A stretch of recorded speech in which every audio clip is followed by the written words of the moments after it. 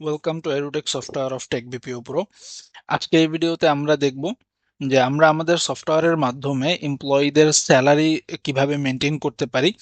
তো এটার জন্য আমরা প্রথমেই চলে যাব ফিনান্স অ্যান্ড অ্যাকাউন্টস এর মধ্যে স্যালারি ম্যানেজমেন্টে।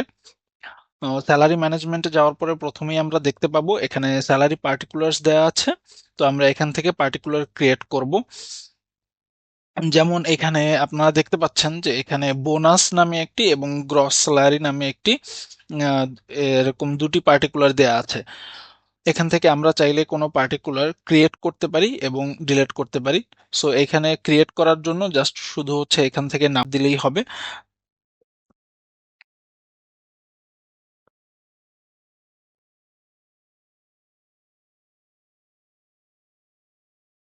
আমি এখানে লিখলাম ঈদ বোনাস এবং যদি আমি এখন জাস্ট সাবমিট দিই তাহলে এখানে আমাদের আরেকটি পার্টিকুলার অ্যাড হয়ে যাবে।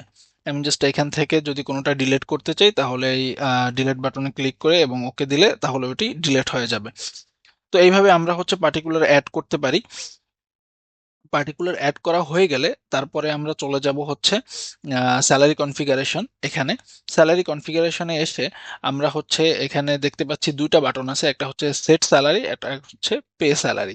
তো আমি এখানে থেকে হচ্ছে সেট স্যালারিতে যদি আমি ক্লিক করি তাহলে আমি কোনো একটা এমপ্লয়িকে সিলেক্ট করতে পারবো। যেমন হচ্ছে আমি যদি এখানে আনিস আহমেদ এমপ্লয়িকে সিলেক্ট করি, সিলেক্ট করার পরে আমি এখান থেকে দিয়ে দিব হচ্ছে তার গ্রস স্যালারি কত এবং হচ্ছে তার ঈদ বোনাস কত সেটা। সাপোজ আমি এখানে just দিয়ে দিচ্ছি 10,000 এবং ঈদ বোনাস আমি দিয়ে দিচ্ছি হচ্ছে 5,000। এবং আমি এখন যদি সাবমিট অ্যান্ড সেভ দিই তাহলে তার স্যালারি সেট হয়ে গেল। তো এরপরে স্যালারি সেট করার পরে এখান থেকে আমরা পে স্যালারিতে যদি আমরা ক্লিক করি, পে স্যালারিতে ক্লিক করে আমরা দেখব আমরা হচ্ছে দুইটা এমপ্লয়ির হচ্ছে স্যালারি সেট করেছি। এছাড়া কারো হচ্ছে স্যালারি সেট করা নাই এখন পর্যন্ত।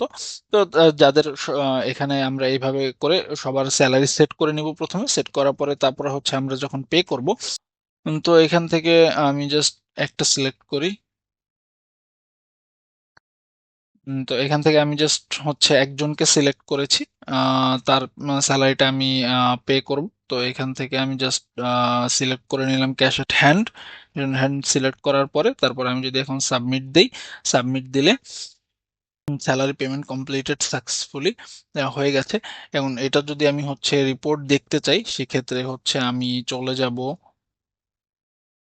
এখানে এমপ্লয়ি পেমেন্টসে গিয়ে আমি দেখতে পারবো এখান থেকে আমি এই যে স্যালারি পেমেন্ট করেছি হচ্ছে আনিস আহমেদের 15,000 টাকা, টোটাল পেইড 15,000, এটা আমি দিয়েছি। এখান থেকে আমরা এগুলো দেখতে পারবো এবং চাইলে এখান থেকে হচ্ছে আমরা তারিখ সিলেক্ট করে দেখতে পারবো যে এই থেকে এই তারিখের মধ্যে আমি যদি হচ্ছে 1 ফেব্রুয়ারি থেকে হচ্ছে বর্তমান তারিখের দিয়ে তারপর হচ্ছে সার্চ দিই তাহলে আমি দেখতে পারবো যে আমি কতগুলো পেমেন্ট করেছি।